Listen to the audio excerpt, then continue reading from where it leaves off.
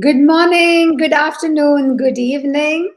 It is such a pleasure for me today to be speaking to Sylvia Acevedo. And as I launch a new podcast on the theme of taking the leap.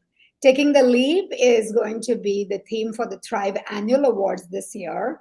And I thought to just get, us vetted for this particular event on the 10th of June, I'm also going to launch the podcast, and I was looking at, somebody who could be a really inspiring speaker who has taken so many leaps in her life. A very warm welcome to you, Sylvia. Thank you very much. I'm very excited to be here. And like you said, greetings to everyone around the world. Thank you. Thank you so much. So, just to give a very brief introduction of Sylvia, because if you Google her, you're going to find probably much, much more information. But she's really a trailblazer. She started with NASA's Jet Propulsion Labs as a rocket scientist. Whenever I read that, I think of the phrase Sylvia saying, "Oh, that's not rocket science," but you are a rocket scientist, a tech exec at Apple, Dell, IBM, all these big names, and a White House commissioner. And for me, also a very inspiring CEO of one of the world's most, I think, respectable and trusted brands, the Girl Scouts of the US. So today, Sylvia, you serve on the board of directors for Qualcomm, for Credo Technologies, and Ambri Battery. And very recently, in December 2022, Bloomberg named you as 100 influential Latinas. You're also on the Fast Company's 100 most creative people in business.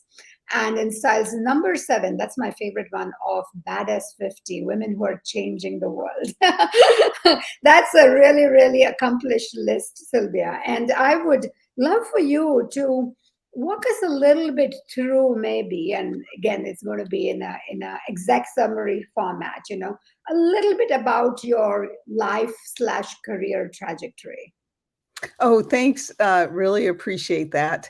It is really interesting that when I normally get introduced, it's about all of those accolades. But I could also introduce myself as, as a child of immigrants. All my grandparents are from Mexico. My mom was born in Mexico. My dad was born in El Paso.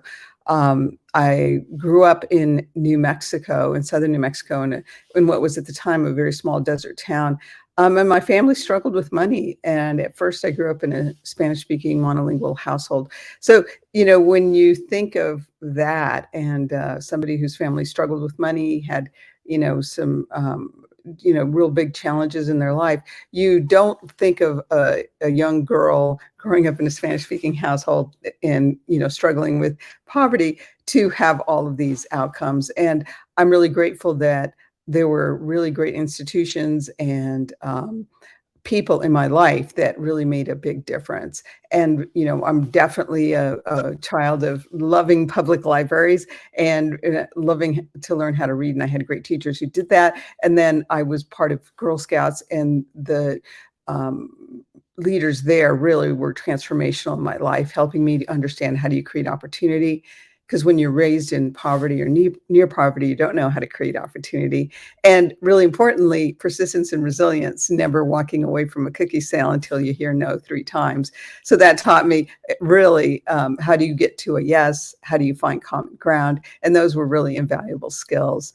And a teacher who in 4th grade believed in me and showed me a picture of Stanford and said, even though had no idea what that was, she said it was one of the best universities in America. And she said, and you can go there. You're smart enough. You can go there. And so as a 9-year-old girl, I made that decision. So I had all these great things happen and people who believed in me. And, the most important part was it taught me to believe in myself, because once you believe in yourself, there really isn't anything you can't do. And so having grown up during the time of NASA and the space race, I saw that it was mostly men doing. I saw it was only men doing that, and I thought I wanted to do that. But I thought, well, I'm not a man, but what is it that they do? And so I focused on what they did, which was science and math. And I got really good at it. And I believed that I could do it. And it ended up that I did start my career working at NASA as a rocket scientist. And then those computers that were powering those rockets, IBM, I actually did work at IBM. So that was really great. And that's how I launched my tech career after I went to Stanford. Mm-hmm. Yeah, very, very inspirational story there. And as an immigrant myself, I can really appreciate, what it takes. I guess that is the first leap that I don't know, maybe in your case, second generation, in my case, first generation, right? Taking the leap to leave your country. In the context of this particular podcast, I would love for you, Sylvia, to speak about, you've taken so many leaps in your life because of being a trailblazer, but what is the leap that you took probably that came to you or that is the most inspirational for you? That and you probably felt, a degree of apprehension, more than some of the other leaps that you've taken. I had moved to Austin, Texas. I was still working in technology. And I and three people men had started a firm, and we ended up selling this software company. And I had different choices. And right then my neighbor came to me and he said, I need you to volunteer to read to kids. And especially kids in this neighborhood, in a particular neighborhood where they're predominantly Spanish speaking. And so I did it. And then I realized that this child had really poor dental hygiene. So I would bring toothbrushes, and every time we'd go, we would brush our teeth, and I'd tell her, keep your toothbrush. And so after that, the second week she forgot her toothbrush. The third week she forgot her toothbrush. I went and bought a whole bunch of toothbrushes. And finally, at the fifth week, she remembered her toothbrush. And I said, you remembered your toothbrush? And she said, no, now everybody in my family has a toothbrush. And I was, having come from the technology world, I went to the teacher and I said, can you believe this child didn't have a toothbrush in her family? And she looked at me and she said, Sylvia, every kid in this classroom is the same. And by the way, do you have $35? This kid needs his glasses fixed. And what I realized then is teachers are really amazing at one-on-one or one-on-few, but when the need kind of outstripped, what the resources were, it was really challenging. And I thought to myself, that's something I know how to do. I can scale. I was a rocket scientist.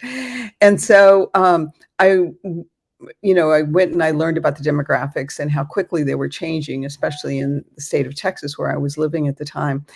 And so I decided to do something about that. And, and it really kind of filled me with purpose, because what I realized is it was kind of like Maya Angelou's quote, when you give, get, when you learn, teach. And so I felt like I was at that opportunity or that place in my life that I could do that. And so instead of doing, but what I decided to do is to really make a difference in education. And so then I asked what was most needed. And believe it or not, books in homes, for little bookshelves for kids, dental services. That was at the time, that was the number one reason kids were missing school in elementary school. Vision, it turns out, in low-income schools, 20% of the kids needed glasses, and 10% never get them, so they never get their vision corrected. And then also parents who are new to the U.S. did not understand our U.S. educational system. So I set about creating a grassroots mobilization campaign that would educate the parents, and I partnered with this very large media company called Univision in the United States. But how I started was, I started as if I was an executive in education, even though I wasn't working for anybody. And I said, how do you frame the business case? How do you get the data? How do you solve the problem? And when I did that, then it really brought me as an executive talking to other executives in the education space and in the community leadership space. So it wasn't like I had to start at the ground level as a volunteer. And that's how I made a huge leap.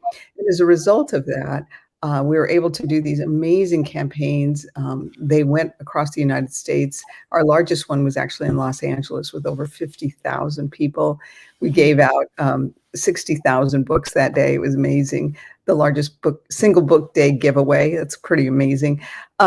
So that got the attention of the White House.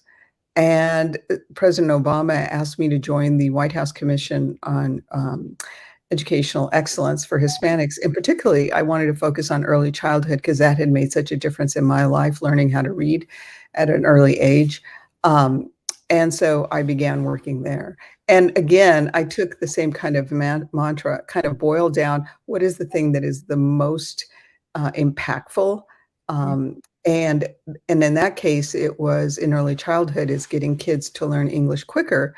But unfortunately, at the time, there wasn't federal policy did not allow dual language curriculum to be paid for with federal funds. And so I decided to make that my mantra.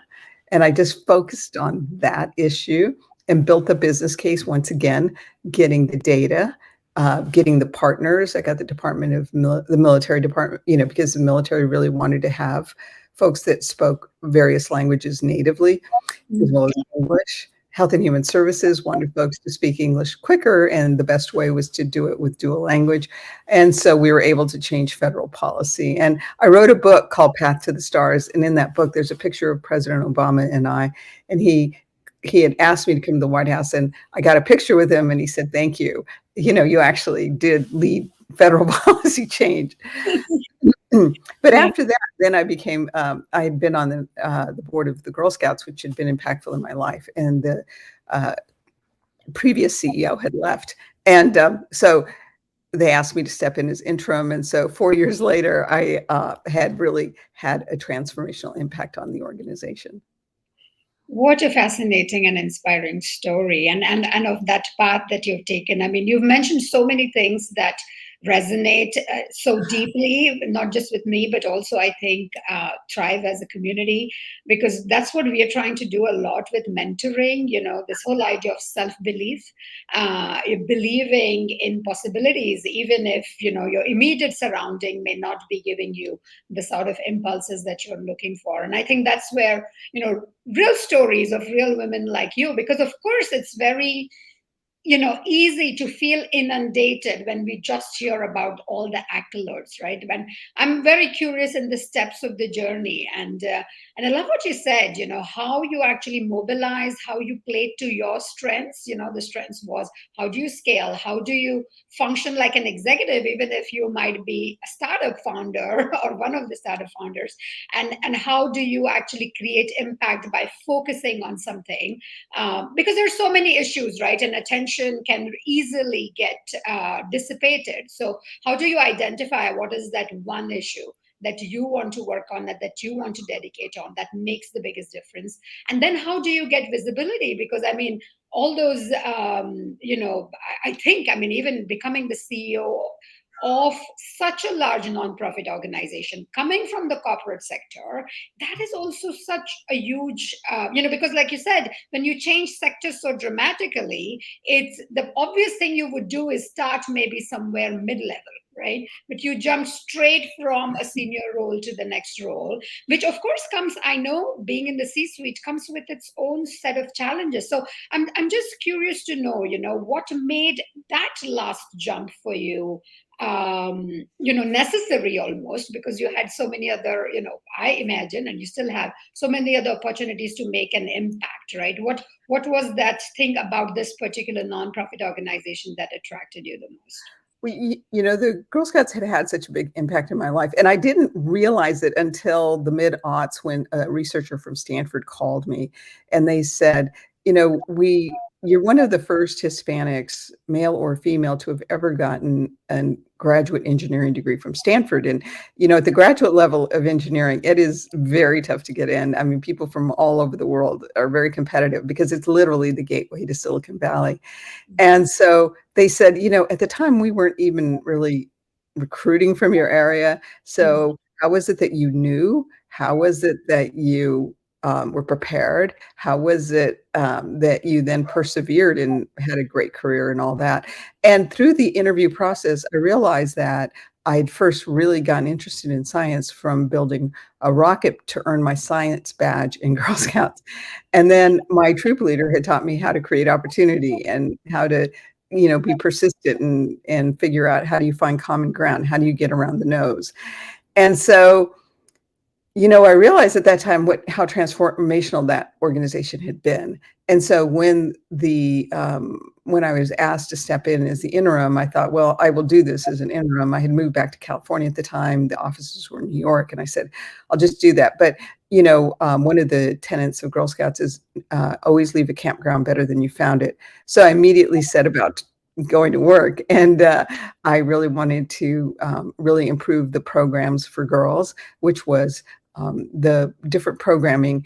And I noticed so many of them had digital devices in their hands. So I set about putting whole new programs. And in the 4 years I was there, we created 146 new programs or badges.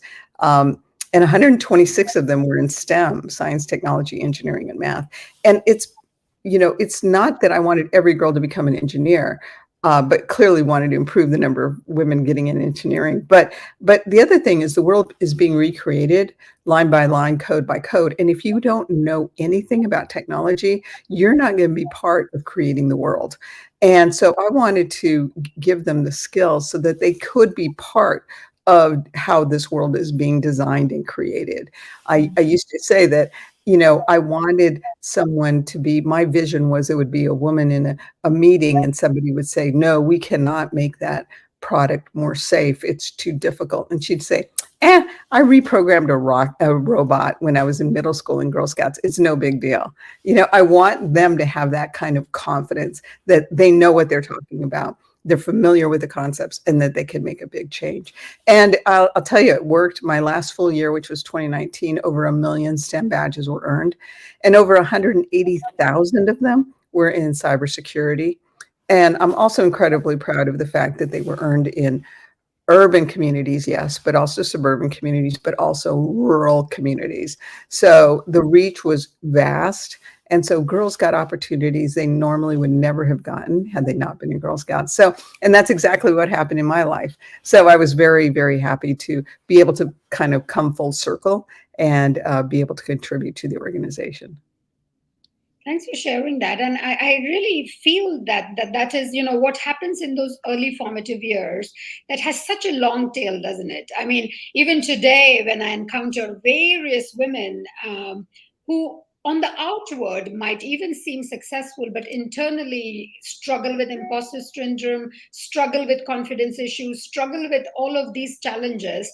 As a coach, I encounter that because when they connect with me, I'm usually quite impressed with what you read on their LinkedIn profile or, what you see on their CV. And then once you start speaking to them, just realize there are so many fears, so much self-doubt, so much second guessing.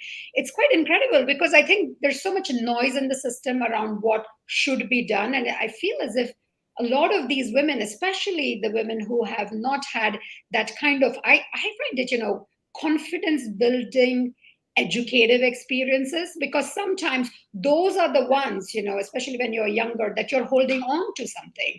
And I love the idea that you're giving all of these, thousands of young girls the possibility to earn the badge and earn, because I think that actually, earning a badge, I think it's really symbolic that you have been there, you've done that, and that boost of confidence that they feel at a young age, I think, and I hope will sort of address the rest of their lives. I think that is a very, very inspiring thing to do at that young age. And when you were doing this and when you were scaling this, what were the challenges that you encountered? Maybe in the context of, this particular organization, which I'm Sure. imagining in a different way before you became the lead.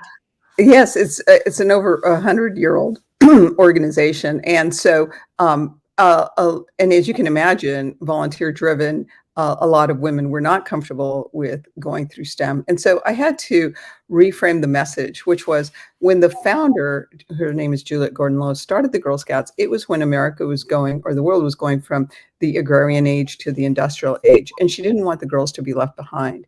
And so actually the first badges in Girl Scouts were things like carpentry, electrician. There was even a pilot's badge. So I reframed the organization as, we're there to help girls, especially when the world is in a transformational moment, to have those skills needed and that are frequently not taught to them. And that's kind of what's happening today. And so as we move from that industrial age to the digital age, girls were being left behind. And they're not left behind because, people say, well, we have these STEM programs for girls. But what we discovered was the you cannot close the STEM gap with the same curriculum that created it. And so the STEM curriculum has been written around what interests boys. And so, so when they do something, they're already interested in something and they're usually confident in it. And so then they just build on their competence. And so when you think of everything from building a car, racing a boat, all those kinds of things, girls, especially younger girls, there's a certain percentage, if you think on a bell curve, that might be interested, but the grand majority are not. So what we did was we rewrote the curriculum around things that girls are interested in. It didn't mean that we took away from the concept, but we made it more relevant to them. And so when we partnered with General Motors, who wants to have more women in automotive industry, as we're remaking the automotive industry, right? So, the common way to introduce children into automotive is to build a car and race a car. Again, not very interesting.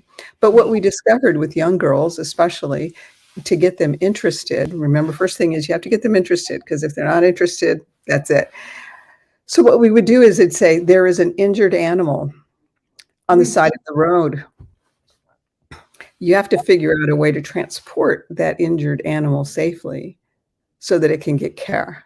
Now girls go, okay, now I'm interested. I want to figure out, how do I help, Bambi, Fido, Fifi, whatever, to get help. That really motivates them. For our older girls, girls who never expressed any interest in robotics, for example, they never cared about that. There was a program for, there was an elephant herd in Africa led by a matriarch elephant, and there's baby elephants in the herd. The matriarch gets ensnared in a hunter's trap and loses a limb. Unless you create that limb, the matriarch elephant dies, as do the baby elephants and many of the elephants in the herd. Okay, girls who had never expressed anything, interest at all, wanted that elephant herd to thrive and those babies to live and the matriarch to live. So they learned about creating robotic elbows, pounds per square inch in terms of what kind of material you needed. It was really, really fascinating. So it was the context, right? So they're learning all the same things, but in a way that is interesting to them. And once they're interested, then they get confident. And once they're confident, then you build on the competence.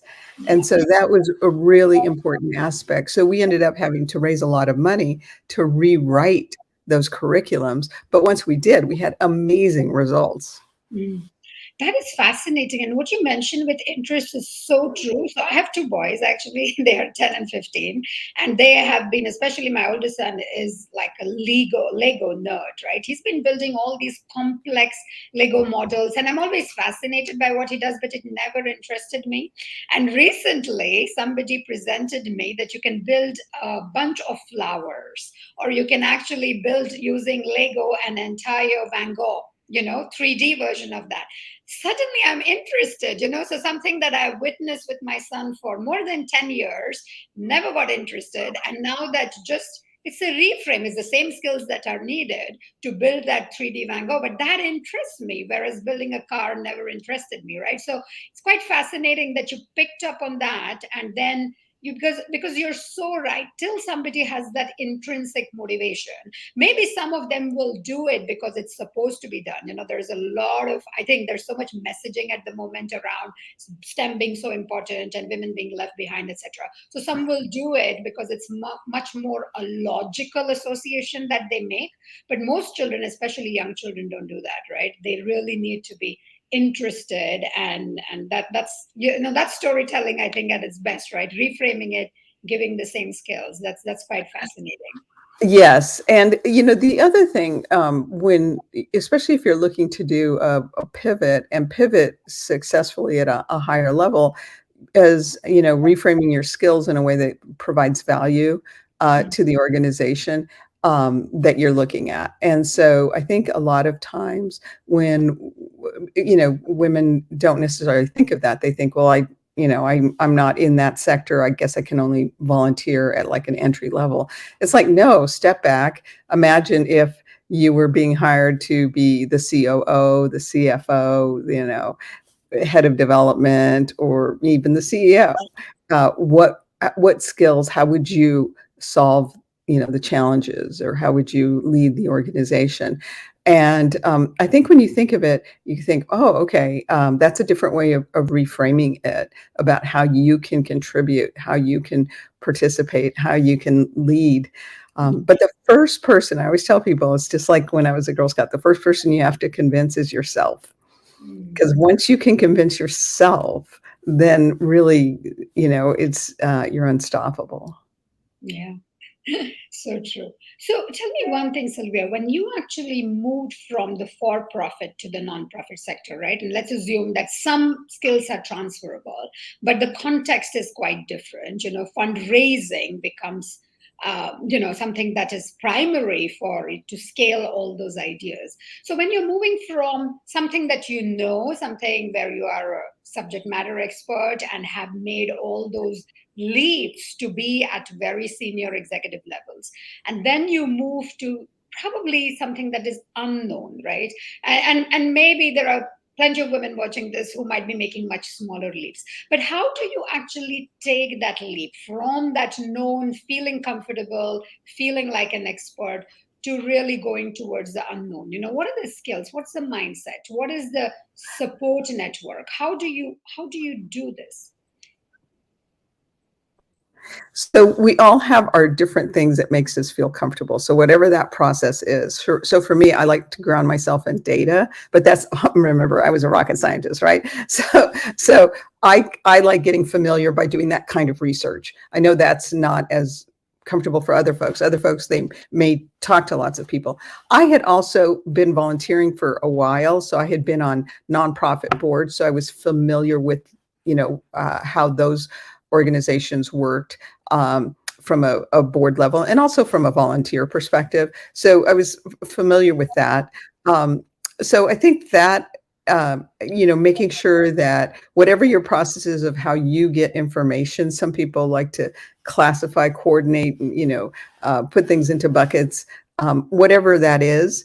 And then also for yourself, figure out, what is holding yourself back. What when you want to do that interests you, what is stopping you? And really look at that.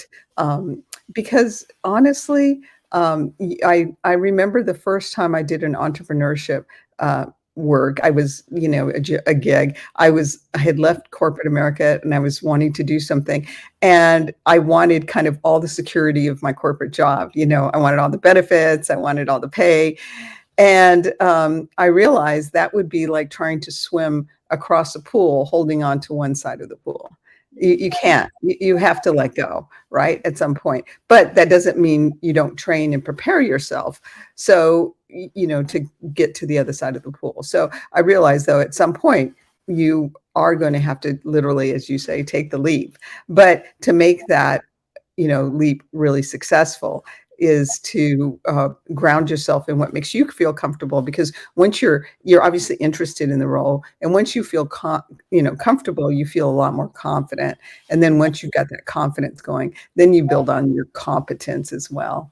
Yeah. Now, I will say moving, I had worked in the technology for a long time. I'd worked in nonprofits. I'd, you know, been a White House commissioner. But then when I went to the Girl Scouts, the one thing I really did realize I had to change was I had worked in a predominantly male dominated organizations. And so, you know, to get your voice heard, you kind of interrupt people, you know, talk over people. In a predominantly female organization, that does not work. So I learned that pretty That's quickly. necessary? Is that necessary in a predominantly female organization? You know, not doing that is important. Not Not, you know, really. Yes, yes, yeah. But in, you know, when I change, because you did that. It was a muscle you developed over a couple of decades. How did you switch that behavior? well, I learned pretty quickly that was not cool. You know, so I did have to stop myself quite a few times just because, as you said, it was a learned muscle. Um, but I did know in that kind of environment, for me, I would just bite my tongue or just count. Contain yourself. No, that is really amazing. So what advice, Sylvia, would you give somebody like you? I mean, you've said this brilliant thing, right, that just holding on to one side of the book, just hoping for the same benefits that you get when you move from one context to a completely different context, that is a recipe for failure. There is a lot of this, inner voices, right? I mean, how do you go about convincing yourself? Because those voices can get very loud, especially if they are accentuated by the voices that are coming from your external environment, right?